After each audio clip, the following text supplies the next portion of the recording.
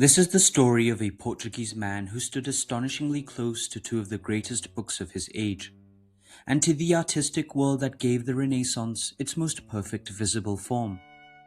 And yet he is scarcely remembered in Portugal today.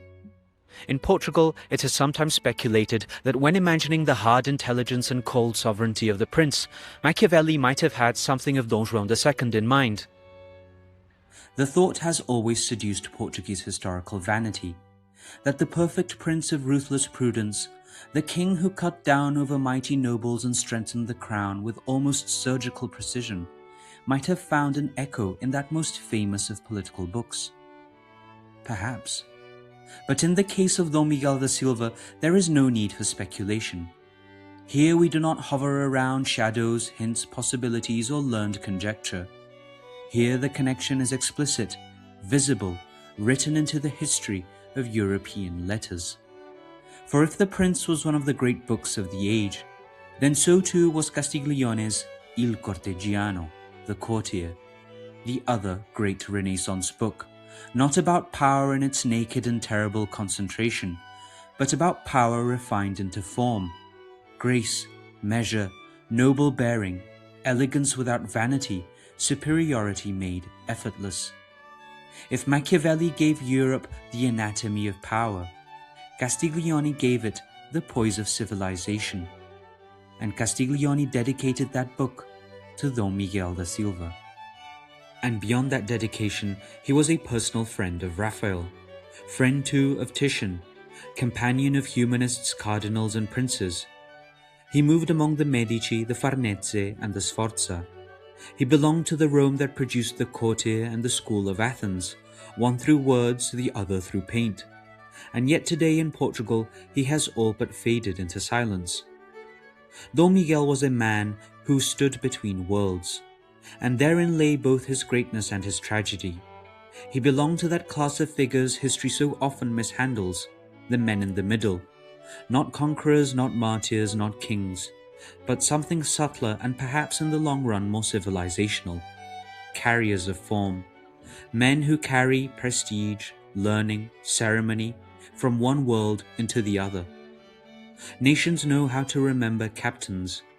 They know how to remember saints. They know how to remember swords, fleets, treaties, rebellions, and crowns. But seldom do they remember the men who gave power its form. Such men are often consigned to historical oblivion.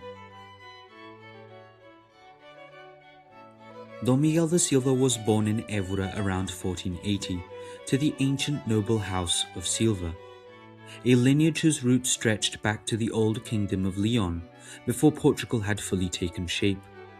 Theirs was a world of northern stone and Atlantic wind, steep hills, old towers, and waves breaking against dark rock. And from that hard ancestral landscape came a man who would one day move with ease from rugged Galician stone to the perfectly proportioned arches of Rome, among antique marbles, humanists and popes. He was the son of Dom Diogo da Silva, first Count of Porto Alegre. His father was one of the leading men of the court of Dom Manuel I, a veteran of the wars in Morocco, trusted first by Dom Afonso V and then by Dom Juan II, and finally raised to great prominence by Dom Manuel, who made him Mordomo Mor, or Lord Steward of the royal household, a member of the royal council, Vedor da Fazenda, or overseer of the royal finances, and ultimately Escrivão da Puridade, the king's private secretary, one of the highest officers in the realm. One can picture the boy Dom Miguel at court, holding fast to his father's fur-lined cloak, as Dom Diogo bowed before his sovereign, El Rei Dom Manuel. And his family was not merely noble, it was intensely devout, marked above all by a deep attachment to Saint Francis of Assisi and the Franciscan spirit. Among his relatives were Beatriz da Silva, later canonized as Saint Beatriz da Silva, and Amadeu da Silva, remembered as the Blessed Amadeu. Two of his sisters entered Franciscan convents. Another close kinsman would become Bishop of Porto and later Archbishop of Braga. Dom Miguel inherited that religious seriousness, though not, perhaps, the Franciscan ideal of poverty. Obedience to Rome, however, remained deep in him. As a younger son, Miguel could not expect to inherit the family house. Such was the arithmetic of aristocratic life. The estate passed to the elder line, while younger sons had to seek distinction elsewhere, by arms, at court, or in the church. Given his family's devotion and his own remarkable gifts, he was steered toward an ecclesiastical career. He was reputably gifted even in mathematics, though it would not be numbers for which he would become famous, but for something even more prized in the world of the Renaissance: mastery of the classical languages, memory, eloquence, and learned conversation.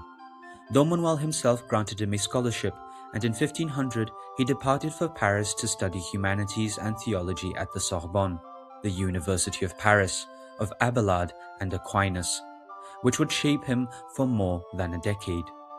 He remained in that world of study and formation for more than a decade, in Paris from 1500 to 1514, with periods in Siena and Bologna, that old university city where learning seemed to cling even to the walls and where generations of noble arms had been left behind like a heraldic memory of Europe itself. He mastered Latin and Greek to an exceptional degree, and spoke French and Tuscan as well.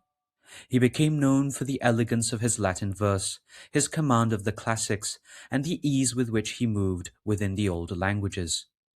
He was formed at the very moment when the old scholastic habits of thought were giving way to Renaissance humanism.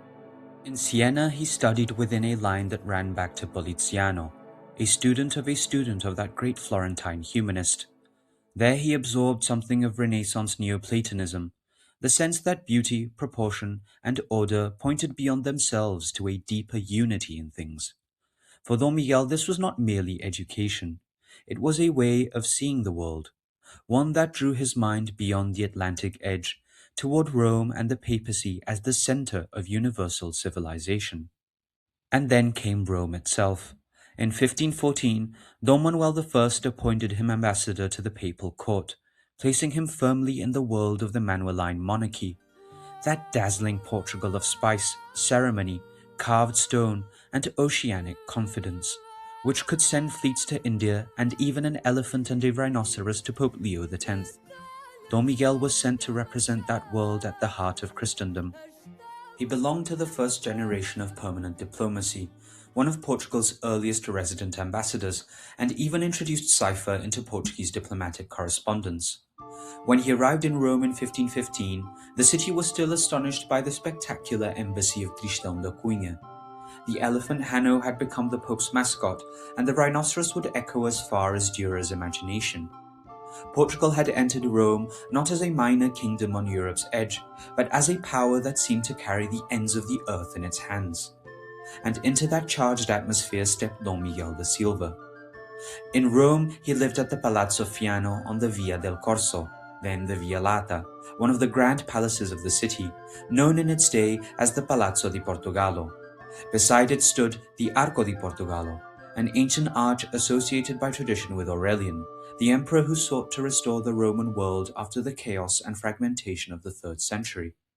Portugal, too, from the Atlantic edge, had set out in its own way to gather distant lands into a universal Christian order under Rome. The small kingdom at the western edge of Europe, spread throughout the unknown world, had also embedded itself in the ancient stone of Rome. So visible was the Portuguese presence that Rome would later preserve even a popular saying about it: fare il portoghese. Needless to say that Don Miguel stepped into this world with remarkable ease. The context of his embassy was one of immense volatility. Europe was entering modernity in violent strides. Charles V was rising into his vast Habsburg inheritance.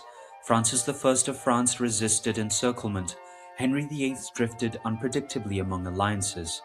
The Janissaries of the Sublime Porte under Suleiman the Magnificent pressed westward through the Balkans, and the Fifth Lateran Council had failed to answer many of the questions already troubling Christendom.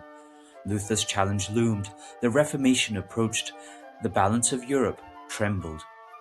It was into this unsettled world that Don Miguel entered Roman diplomacy. His initial tasks were weighty enough: representing Portugal at the Fifth Lateran Council, negotiating papal dispensations for the marriage projects of the Portuguese royal family, and defending Portuguese interests at the papal court. But almost immediately, his importance exceeded the merely functional. He made a tremendous impression at the Roman Curia. He was admired, esteemed, welcomed, and Leo X, the Medici Pope who succeeded Julius II, took a particular liking to him, praising him as an excellent ambassador, full of prudence, intelligence, and goodness. The two are said to have spoken often and intimately in Tuscan, which Dom Miguel commanded with ease. Indeed, his rise was so striking that in 1516, Leo X, with the support of the College of Cardinals, proposed making him cardinal. But Dom Miguel, prudent and politically astute, refused the honor. He knew the wishes of his sovereign. He knew the cardinalate was something the Portuguese crown preferred to reserve for an infant, a prince of royal blood. So instead, he proposed a son of Dom Manuel's house, and in 1517, the purple went to the infant Dom Afonso. It was an act of self-control, loyalty, and tact, but it also set the stage for the tragedy to come. Because the possibility had been revealed, Rome could imagine Dom Miguel da Silva as a cardinal, and Portugal could not bear the possibility forever. During his Roman embassy he served under several pontificates, Julius II, Leo X, then the austere and reforming Adrian VI, then Clement VII, Giulio de' Medici, another old friend. Under Leo X, he thrived in the atmosphere of magnificence and art. Under Adrian VI, severe, simple, almost hostile to the luxurious and artistic habits of Roman life, he felt the mood darken. But when Clement VII came to the throne in 1523, Dom Miguel's spirits revived, and he was part of the circle around Giulio de' Medici. He enjoyed singular favor. He was even granted the rare honor of viewing the enthronement ceremony with the cardinals from the conclave window, even though he was a mere ambassador. These were signs of real intimacy. He was close to the houses of Medici, Farnese, and Sforza. He stood in friendship with great cardinals, humanists, and artists. He was a personal friend of Raphael, acquainted with Titian.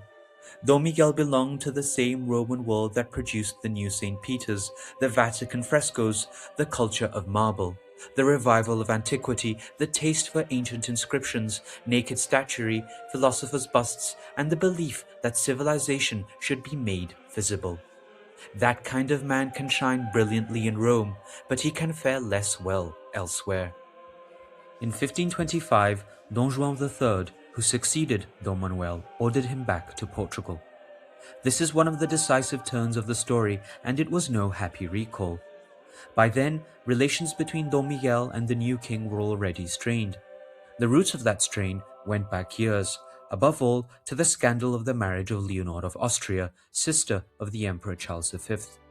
She had originally been intended for the young infant Don Juan, but Dom Manuel decided to marry her himself, and it was Dom Miguel in Rome who secured the papal dispensations for this shocking dynastic rearrangement, the father marrying the woman once promised to the son. One can imagine the wound left in the pride of the future Don Juan III. It was never forgotten. So when Don Juan finally summoned Dom Miguel home, he did so almost coldly, even calculatingly, making use of a previous request Miguel had once made to be recalled during the bleak years of Adrian VI. Dom Miguel did not want to leave Rome. Clement VII did not want him to leave Rome either. The Pope even wrote in his favor, praising him in extraordinary terms and declaring that he was worthy to sit in St. Peter's chair himself. It is hard not to entertain for a moment the historical counterfactual.